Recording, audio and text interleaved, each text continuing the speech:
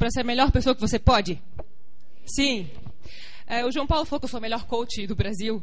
E o mais importante, além de ser o melhor em alguma coisa, é você ser o melhor que você pode.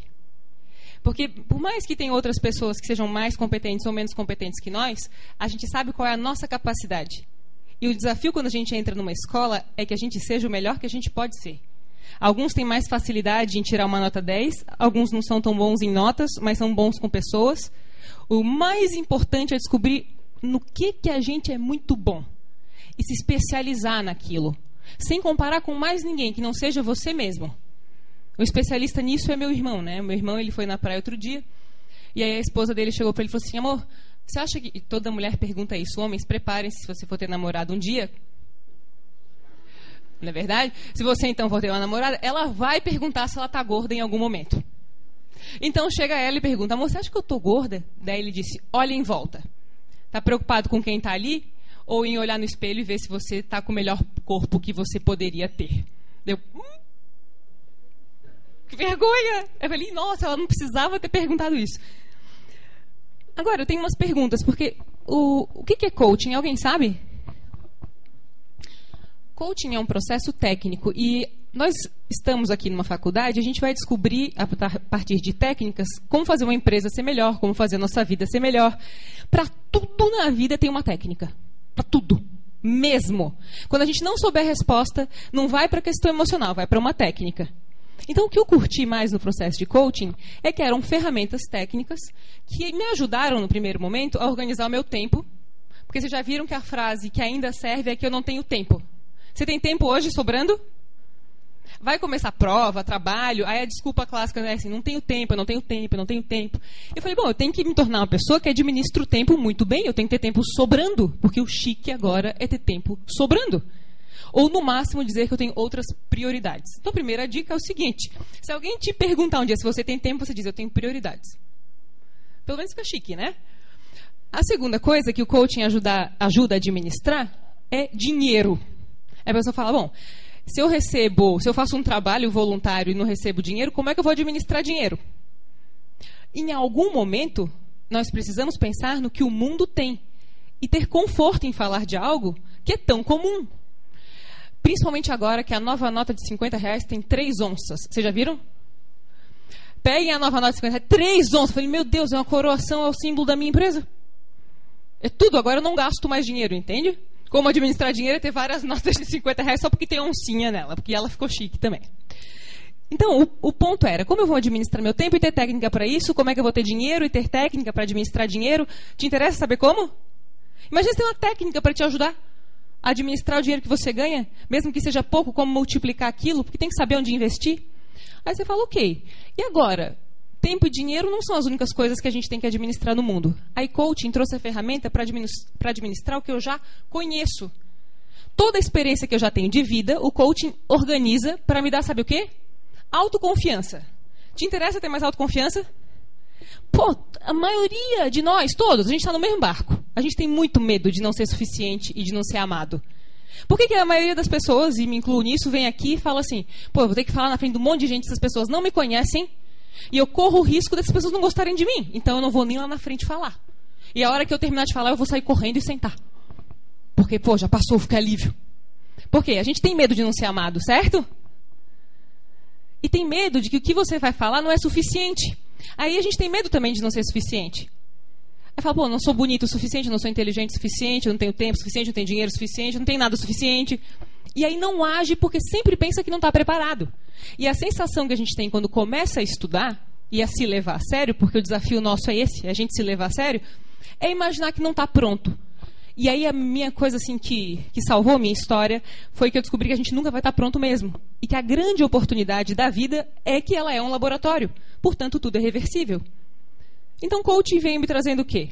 Ferramentas para que eu administrasse tempo, dinheiro e o meu conhecimento sobre tudo. Tudo que eu já tinha trazido de escola, de amigos, de filmes, e organizasse isso para que eu tivesse mais autoconfiança, mais qualidade de vida e mais tranquilidade para lidar com os desafios óbvios.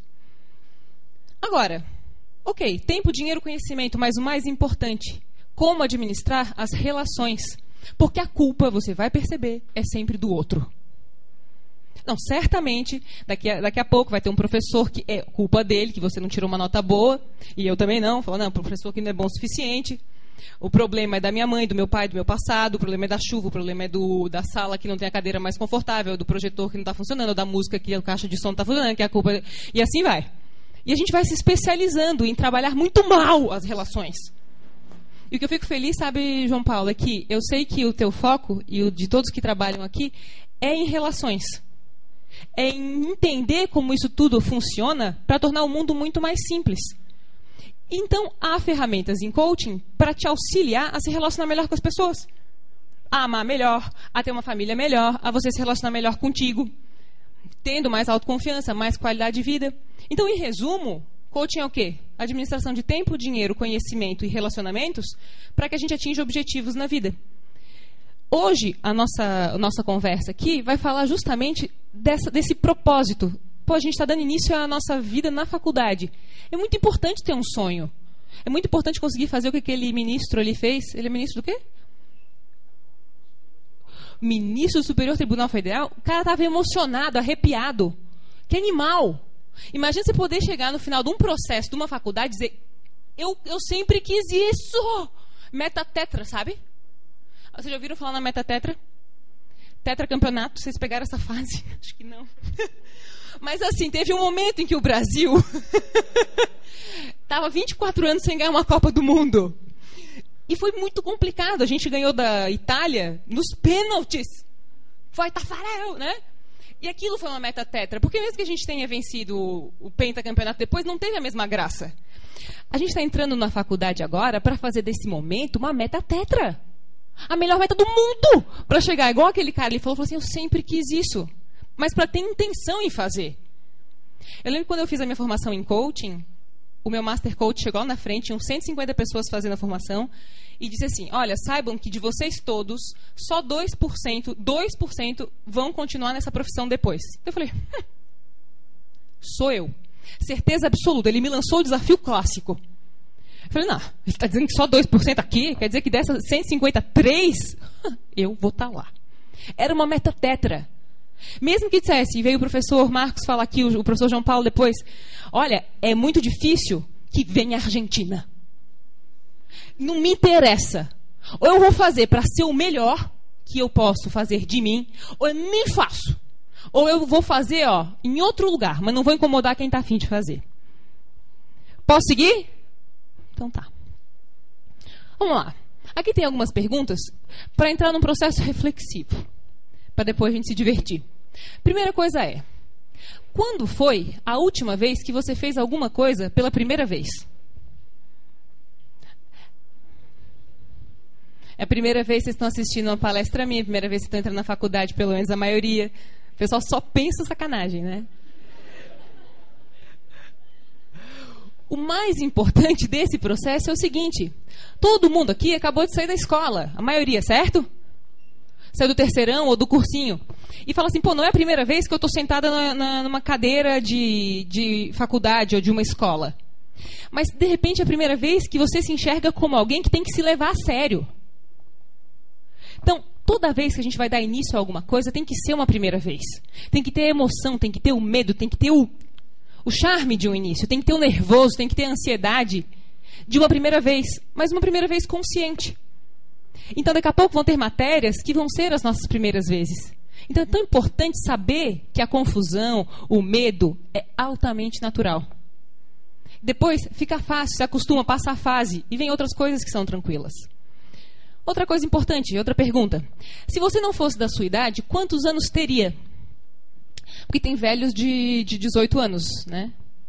E novos de 80. Não tem? Então, será mesmo que hoje o nosso comportamento é adequado à nossa idade? Será que a gente está muito velho? Será que a gente está muito novo? Eu trabalho com coaching e coaching de performance também, e preparação para concursos. E veio uma das minhas clientes que estava preparando para a prova de juíza. Daí ela me liga nervosa, chorando, falando, eu estou indo para a prova, eu não sei o que eu vou fazer. Eu falei, olha só, vem aqui para minha casa. Não quero conversar contigo no telefone, vem para cá. Porque aqui é a tropa de elite, né? Chegou lá, nervosa, tremendo. Eu falei, vem cá, quer ser juíza ou não quer? Porque na minha concepção, o teu comportamento é de alguém de 12 anos, e ninguém de 12 anos pode ser uma juíza. Portanto, senta, respira como uma juíza. Fica direito. Tá. Grosseria. Tá. É isso mesmo. Porque se você quer ser presidente da República, se quer ser ministro da Educação, você tem que se comportar como tal agora. Independente até da nossa idade. Está tudo sendo construído a partir desse momento. Agora, já, tudo que acontecer dentro da faculdade vai ser a nossa memória, o nosso registro. E o nosso jeito de ser agora, como a gente se comporta, como a gente fala, como a gente senta, o que a gente comunica, o jeito que a gente conversa com o professor, como interage com as coisas que têm relação com a nossa vida, vai determinar o nosso futuro. Então, será mesmo que não é interessante pensar sobre com quantos anos eu quero estar nesse momento? E se que, de repente, com 17, 18 anos já não é hora de começar a pensar, se levar a sério? Não é ficar velho, é se levar a sério, é ser diferente, é ser 3%. 2%, né? Porque lá eram 3 pessoas e 150. O que você pode fazer agora para transformar esse momento no melhor que você já teve? Aí você pensa assim, puta, que mulher convencida, né? Como é que ela quer transformar a palestra dela no melhor momento que eu já tive na minha vida? Sempre é, né? Mas o ponto é o seguinte, saiba que em cada aula, imaginando que aqui está o futuro, e a gente está aqui hoje, se a gente aprender qualquer coisa nova a partir de hoje, uma coisa que seja, e passar para um próximo momento, de forma consciente, eu sempre estarei no melhor momento da minha vida. Deu para entender? Se a gente já tem uma noção das coisas hoje, a gente já tem um aprendizado, já tem uma história, já tem os amigos, as relações, a gente já tem um jeito de pensar agora, certo? Se a gente aprender uma coisa nova agora, a gente já não está melhor do que estava? Portanto, se de forma consciente eu escolher aprender que seja uma coisa por dia, eu já vou estar no melhor momento da minha vida. Mesmo que eu esteja passando por um momento de desafio, uma solteirice que acontece. Não é verdade? Isso acontece, mas passa. Depois do teu, né? Toda a propaganda, tá certo, tem que comunicar a meta. Isso é ter meta. Depois, o que o mundo perderia se você não existisse? Essa é a pergunta do folder do meu negócio. Olha só que pergunta ninja. O que o mundo perderia se você não existisse? Imagina qual é a responsabilidade de uma pessoa que sabe responder essa pergunta. E qual é o senso de utilidade? O que a gente tem passado, todo mundo, é um medo de não ser suficiente, lembra? Mas se a gente descobre senso de utilidade, o que o mundo perderia se a gente não existisse? Tudo pega uma dimensão e uma força tão esplendorosa, para falar uma palavra dos antigos. Mas é tão magnífico quando a gente entende que tudo o que a gente fala transmite algo. Que você permitir ao mundo ter algo que só você tem. Cada um de nós tem algo que é autêntico e que precisa ser descoberto nesse momento de estudo. Sabe o que a faculdade é?